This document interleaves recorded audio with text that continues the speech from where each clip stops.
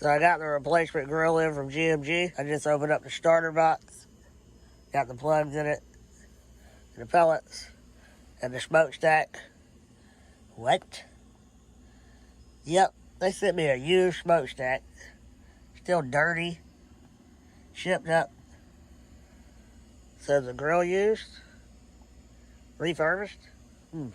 About to find out.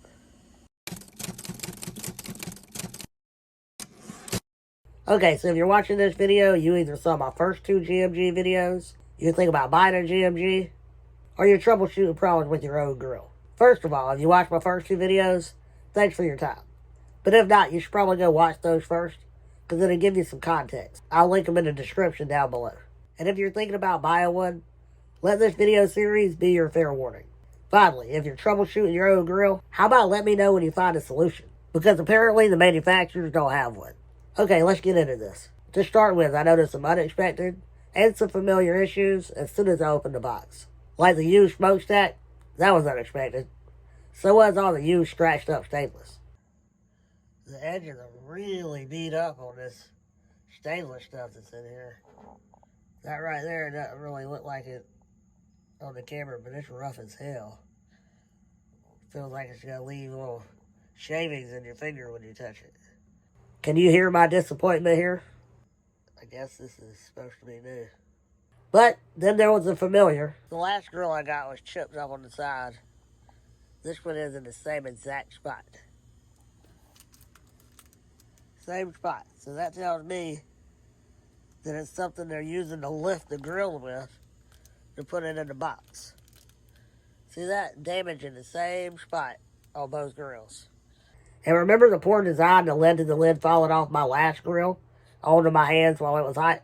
Well, this was no better. In fact, it's much worse. I mean, just look how poorly it's shaped. The left side's not that bad, but the right is gapped at least a 1/4 inch. So I'm thinking this can't be great for temperature control. But anyway, I set up the grill and I ran through my first pre-burn. But honestly, I didn't have any high hopes at this point. Maybe I was just being pessimistic. Or maybe it's all the GMG related trauma. Alright, going through my first cycle.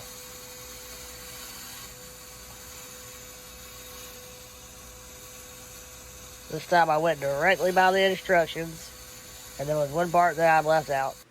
Meaning when I put together the first grill. You're supposed to plug it in, turn it on, and let it reach cycle or stage 1 of the cycle, and then unplug it from the back, plug it back in, and restart it. I didn't do that last time. However, of course, that wasn't the problem because I replaced all the parts and it still didn't work. But we'll see if this one does. Well, I didn't break out my DJI pocket cam for this. I just recorded with my cell phone. One continuous shot. But I just wanted a continuous shot because I wanted to have proof if this one was faulty like the last one. So I recorded for about an hour straight. I challenge any of you to hold up your phone like this for a straight hour. It's a real test of your endurance. Anyway, it didn't take long to see the same old similar problems. Alright, we're at stage 1. Alright, stage 2.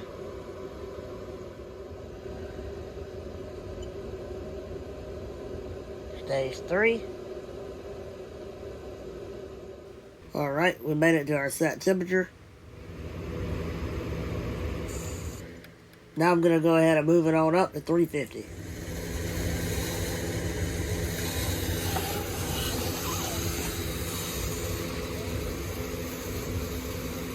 $350. Now, is it going to hang out there or is it going to go bananas? I wonder what time it is. Ma, do you have a watch on? 320?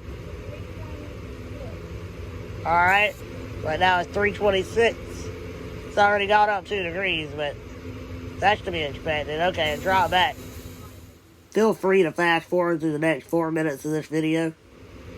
4 degrees high, 5 degrees high. If it stops in that range, it's okay, but if it shoots up way above, then now it's 7, 8, 9. Now it's 10 degrees high. I just wanted to show as much footage of this initial burn as possible to document the troubles. And now it's 20 degrees high. I know what you're thinking. Is this really a replacement grill? Or is this the same one? Now it's 30 degrees high. I actually questioned myself a few times through the process. Now it's 40 degrees. Oh my God. 415? 420?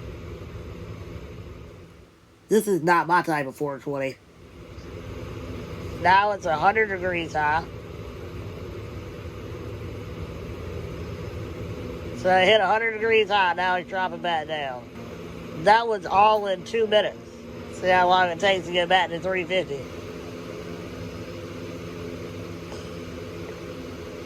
Still over 75 degrees high. I'm starting to think I'm just burning up pellets for nothing. Alright, we're back to the 350 spot. 7 minutes 45 seconds into it. So it took over 5 minutes to cool back down. 2 minutes to get to that 100 degree spike. Okay, now it's dropping extremely low. Now we're 25 degrees low. Now we're 40 degrees low.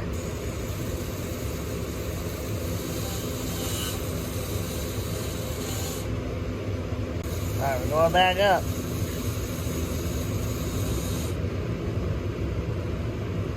Alright, now we're back to 350. A minute and 40 seconds later. Now we're 10 minutes into burning, and we've been on temperature for about a minute. We've been at the correct temperature now for 1 minute. Here we go with another rise.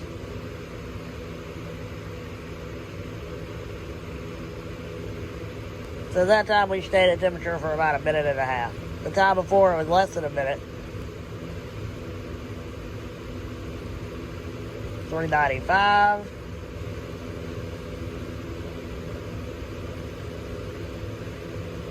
400. Now we're 50 over.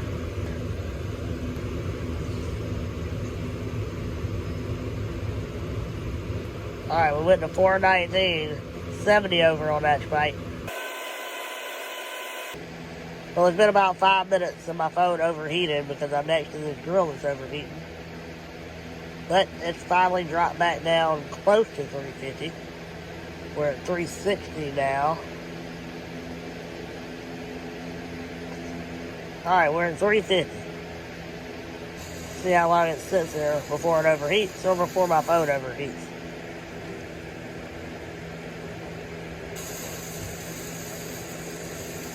Oh, don't tell me we're going to drop now.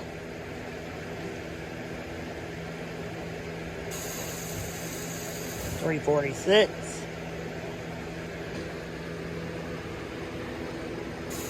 Here we go, dropping. 25 degrees below.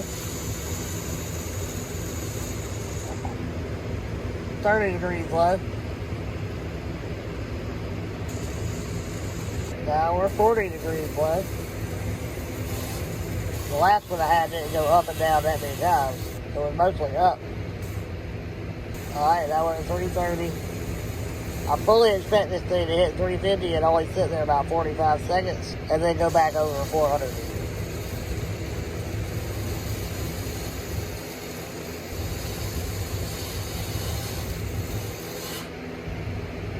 I've been having this is that damn grill lid that's not even flush with the grill, so it's got a big gap down the side of it. See how much smoke's coming out of that gap?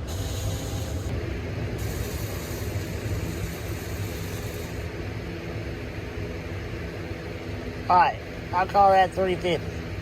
We're at 4 minutes and 35 seconds when I hit it.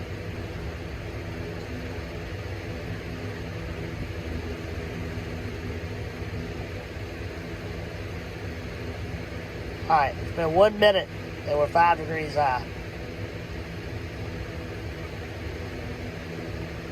And we're steady climbing. 20 degrees high. Less than a minute and a half.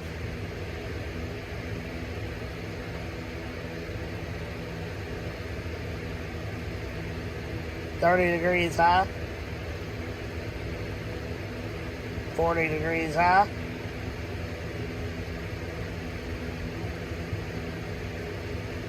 So now it's been 2 minutes since we came back to the correct temperature at 350, and it's already 45 degrees high. And now it's 50 degrees high. Once again, this grill will not maintain temperature. Now I know you don't want to spend a whole hour watching me wasting my own time, so I sped it up a good bit. And the same fluctuations continue for the next 43 minutes. 15, in fact. And at this point, I was fed up. I just turned it off. I mean, what are the chances of me getting 2 lemons in a row?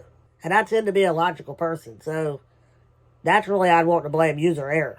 But when I look at the condition of this grill that's supposed to be new, is it really all that surprising? So I knew when I talked to customer service about these issues, one of the first questions would be, well, did you upgrade the firmware?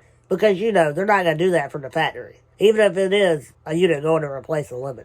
I mean, if I'm going to receive a grill with used parts, at least make sure it's working, and then maybe clean it first. Anyway, it's not possible to upgrade the firmware until you do your first burn. That's because it starts up in burn mode, and when it's in burn mode, you can't do a firmware update. So the next day I connected to Wi-Fi, and I did the update.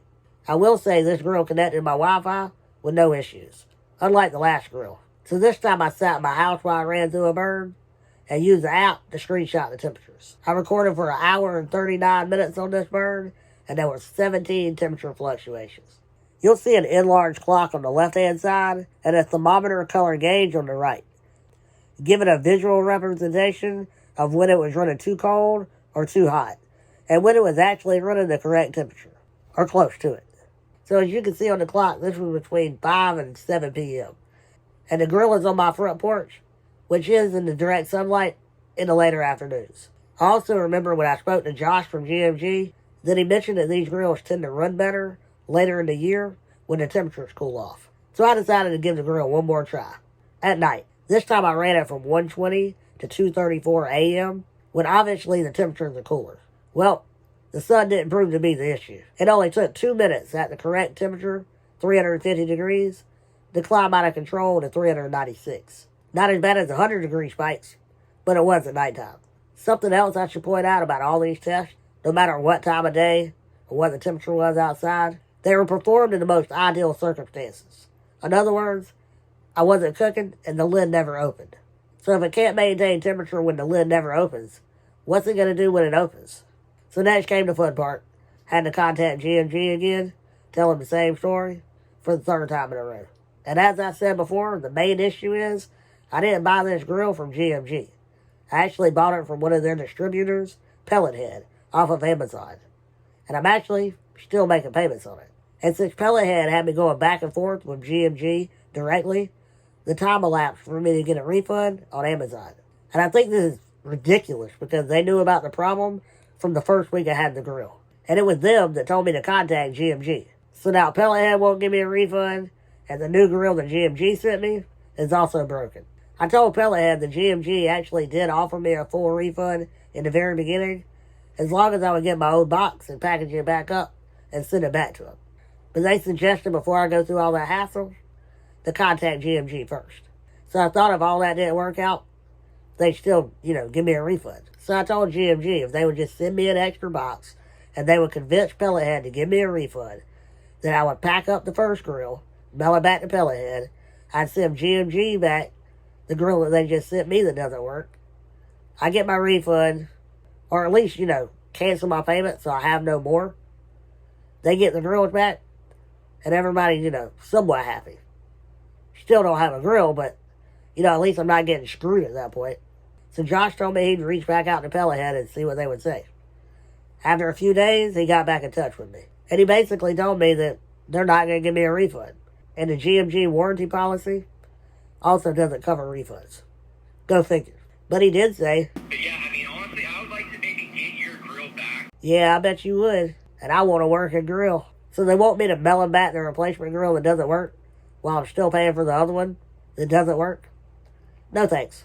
I told him from the beginning that I read the reviews and I saw the comments. And I wouldn't be one of those people that was stuck with a $400 grill that they couldn't do anything with, that GMG just gave up on.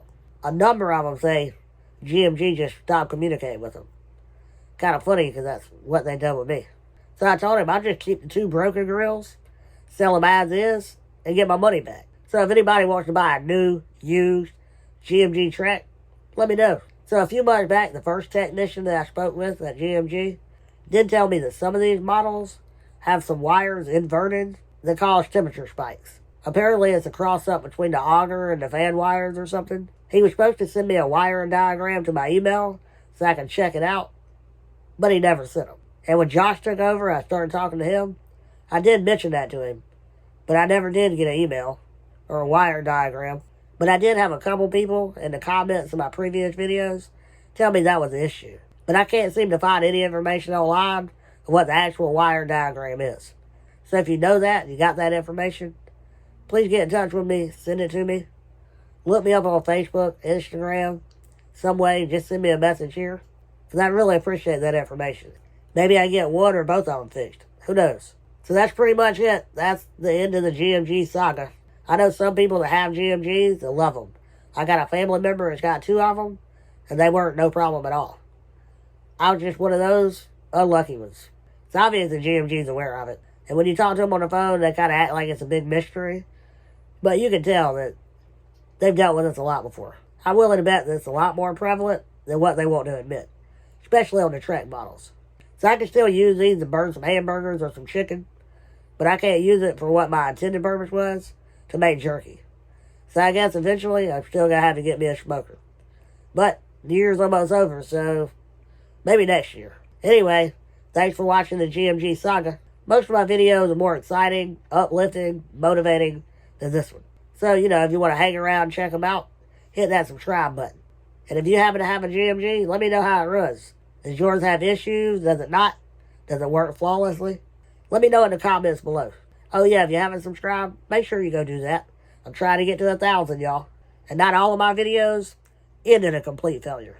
Until next time, y'all have a good one.